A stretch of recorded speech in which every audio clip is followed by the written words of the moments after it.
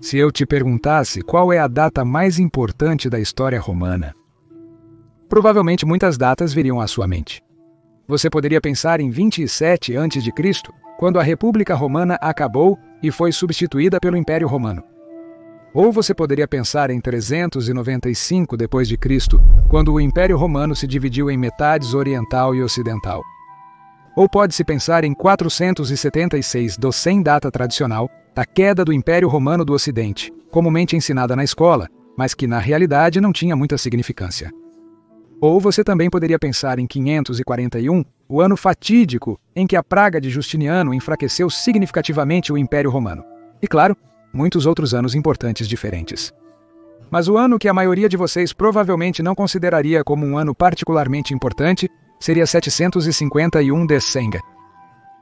Para entender por que o ano de 751 d.C. foi tão importante, e por que tem sido negligenciado e ainda é negligenciado pela maioria dos historiadores, temos que entender o que aconteceu após a chamada queda do Império Romano. Na maioria, se não em todas as escolas, ainda é erroneamente ensinado que o Império Romano caiu em 476 d.C. Isso está errado em tantos níveis que eu nem sei por onde começar. Primeiramente, o Império Romano do Oriente sobreviveu ileso e continuaria por mais 1000 anos. Então dizer que o Império Romano caiu em 476 é absolutamente absurdo. Pode ser mais válido dizer que o Império Romano do Ocidente caiu em 476. Mas por razões que expliquei neste vídeo aqui, essa noção também não faz muito sentido, porque o Império Romano Ocidental continuou nominalmente a ser governado por Constantinopla nas décadas seguintes. Os reis germânicos da Itália eram após 476 de 100, nominalmente subjugados ao imperador romano, residente em Constantinopla, e eles até emitiram moedas em seu nome, e não foram autorizados a desviar dos costumes romanos. Na verdade, se você tivesse uma máquina do tempo e viajasse para a Itália após a chamada queda do Império Romano, você não notaria nenhuma diferença. Não. Na verdade, muitas cidades do coração tradicional do Império Romano, Itália, pareciam muito melhores em 520 de 100 do que pareciam nos 450, depois de muitos saques e devastações por diferentes tribos invasoras. Para destruir ainda mais a narrativa da queda de Roma, em 476, o Império Romano do Oriente, na verdade, reconquistou muitas partes do antigo Império Romano do Ocidente, no período de 533 a cerca de 560 do 100. O fato que muitos historiadores parecem estar perdendo ou esquecendo é que a cidade de Roma era, mesmo depois de muitos desastres, grandemente diminuída, novamente parte do Império Romano a partir daquele momento em diante. Então, a partir de cerca de 560 do 100, a maioria dos historiadores dirá que, naquela época, já o Império Romano do Oriente era o Império Bizantino e que, portanto, a Itália, na segunda metade do século VI, na realidade não fazia mais parte do Império Romano, mas que agora estava ocupada pelos bizantinos, pelos gregos. Isso é, na minha opinião, errado. Primeiramente, naquela época, muitos dos imperadores romanos residentes em Constantinopla ainda eram falantes nativos de latim. Justiniano era, por exemplo, um falante nativo de latim, assim como seu famoso general Flávio Belisário, e muitos outros altos funcionários do Império Romano naqueles dias. O imperador romano estava residindo em Constantinopla, da mesma maneira que, por exemplo, o imperador Teodósio estava lá no final dos 300, ou o imperador Constâncio II estava lá em meados dos 300. Mas como os historiadores se apegam a essa narrativa da queda de Roma em 476 d.C., é claro que não pode ser que o Império Romano de 560 d.C. ainda era o Império Romano. Mas foi exatamente isso que aconteceu. Naquela época eu ainda chamaria o Império Romano de Império Romano. E a Itália era novamente parte daquele mesmo Império Romano. A verdadeira razão pela qual a Itália nunca conseguiu voltar a ter uma proeminência importante foi porque décadas de guerra e praga devastaram completamente as antigas magníficas cidades romanas da Itália. No entanto, a Itália continuaria a fazer parte do Império Romano por muitos mais anos depois de ter sido reconquistada pelo Oriente em meados dos anos 500. Em 584 d.C., então, o imperador Maurice decidiu criar o Exarcado da Itália. E em 591, o Exarcado da África. O exarca era, para todos os efeitos, o vice-rei do imperador em Constantinopla. Residiria em Ravenna, a impressionante cidade portuária que havia sido capital do Império Romano do Ocidente por algumas décadas no século V, e o outro residiria em Senartago, na antiga cidade impressionante que, mesmo tão tarde quanto 600 do 100, ainda contava com centenas de milhares de habitantes. A propósito, o nome do primeiro exarca de Ravenna era Décius. Não soa muito grego para mim agora, não é? O mesmo nome de um imperador que reinou mais de 330 anos antes. Não se engane, eles ainda eram muito romanos. Falando latim, que eram muito frequentemente os exarcas em Ravenna, especialmente nos primeiros anos. Em 568, uma tribo germânica chamada Lombardos invadiu a Itália, e porque o Império Romano estava enfraquecido pela praga, eles conseguiram conquistar partes da Itália dos romanos. Ainda assim, a maior parte da Itália permaneceu firmemente nas mãos do Império Romano. Sim, Império Romano, não Império Bizantino, não Império Romano Oriental, não gregos, mas Império Romano. Então a Itália permaneceu parte do Império Romano na segunda metade do sexto século, mas continuaria a permanecer assim por muitos mais anos. Os exarcas continuaram a governar a partir de Ravenna, muitas vezes até elegendo os papas em Roma e interferindo em assuntos religiosos. Havia uma forte troca naquela época entre os papas em Roma com o exarca e até mesmo com o imperador em Constantinopla. Havia grande atividade de troca entre Roma e Ravenna ao longo da Via Flamínia naqueles dias, razão pela qual esse corredor permaneceu firmemente nas mãos dos romanos.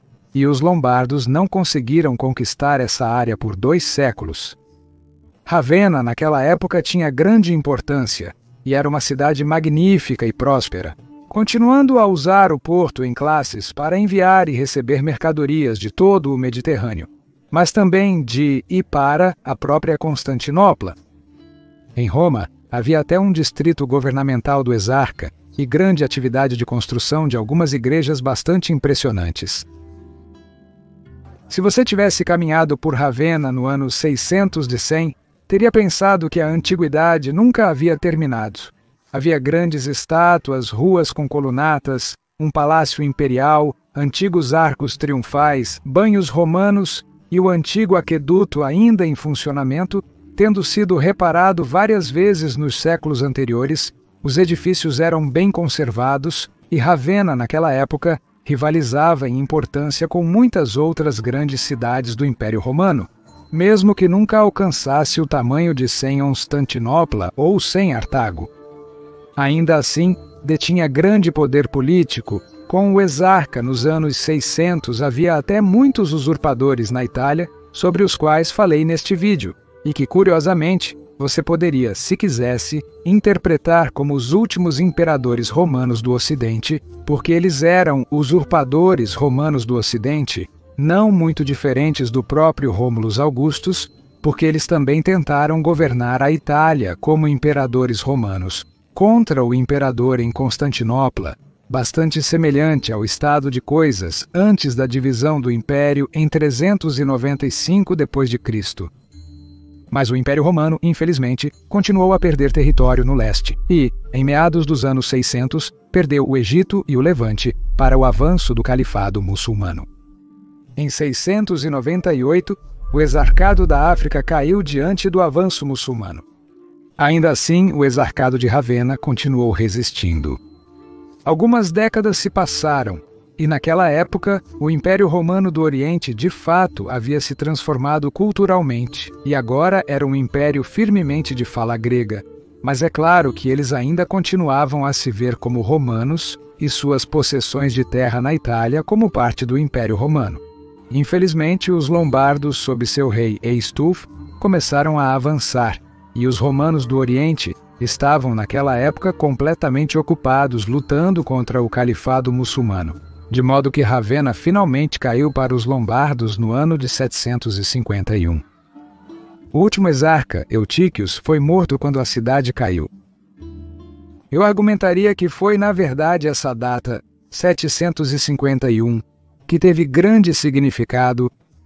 Foi essa data após a qual o Império Romano no norte e centro da Itália chegaria a um fim definitivo. Por 2 séculos, do meio do século 500 ao meio do século 700, Constantinopla reinou sobre grandes partes da Itália.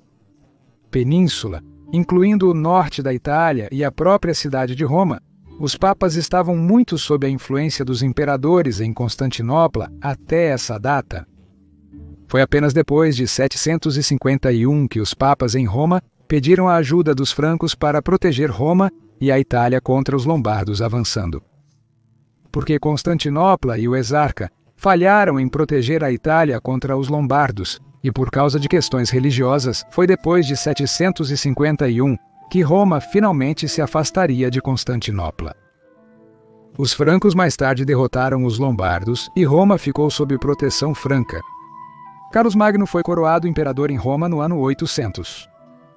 Foi então que nasceu a ideia de um Sacro Império Romano, um novo tipo de Império Germânico Ocidental, e que o Império Romano do Oriente agora seria visto apenas como os gregos, a fim de deslegitimar sua reivindicação sobre a Itália.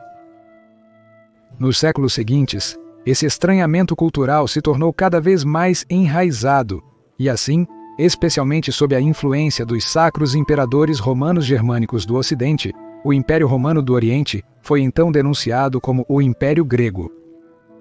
Pois só poderia haver um Império Romano, e o Ocidente veria o Sacro Império Romano como o sucessor do Império Romano. E foi a queda de Ravenna em 751, onde o antigo Império Romano realmente terminou, quando o domínio de Constantinopla sobre Ravenna e Roma chegaria a um fim definitivo. Sim, Constantinopla manteve possessões no sul da Itália por mais de 3 séculos, incrivelmente. Mas naquela época, a influência cultural dos francos havia firmemente estabelecido os romanos do leste como os gregos. E então eu diria que a data de 751 tem uma importância incrivelmente significativa, pois foi somente após essa data que Roma se distanciaria dos imperadores romanos em Constantinopla e agora chamaria imperadores germânicos de imperadores romanos. Essa mudança cultural foi tão profunda que a narrativa dos gregos no Oriente ainda se mantém até os dias de hoje. É por isso que os historiadores chamam o Império Romano do Oriente de Império Bizantino. O termo foi inventado por historiadores germânicos ocidentais para deslegitimar os romanos do Oriente como sendo meramente gregos, e que, na realidade, o Sacro Império Romano tinha o legítimo direito de ser chamado o sucessor de Roma. E essa narrativa se mostrou tão forte que ainda é ensinada nas escolas até os dias de hoje. E a queda de Ravenna em 751 é o que tornou isso possível. Se isso não tivesse acontecido, o mundo seria muito diferente hoje, na minha opinião. Eu acho que nessa linha do tempo, o termo Império Bizantino nunca teria sido inventado, e no Império Romano do Oriente, nessa linha do tempo, a alternativa nunca teria sido chamado de Império Bizantino pelos historiadores modernos. Se você gostou deste vídeo, por favor, considere apoiar este canal via Patreon ou via associação ao YouTube, porque é o seu apoio que torna este canal possível. Você teria minha mais profunda gratidão. Quero agradecer a todos que apoiam o Maiorianos. Vocês são incríveis. Obrigado. E se você quiser aprender mais sobre a fascinante cidade de Ravenna, você pode assistir a este vídeo no canto superior direito. Mas se você quiser aprender mais sobre a cidade de Roma após 560 d.C., você pode assistir ao outro vídeo no canto inferior direito. Agradeço novamente aos amigos da história romana, Gratias Tibiago e Beni Valetia.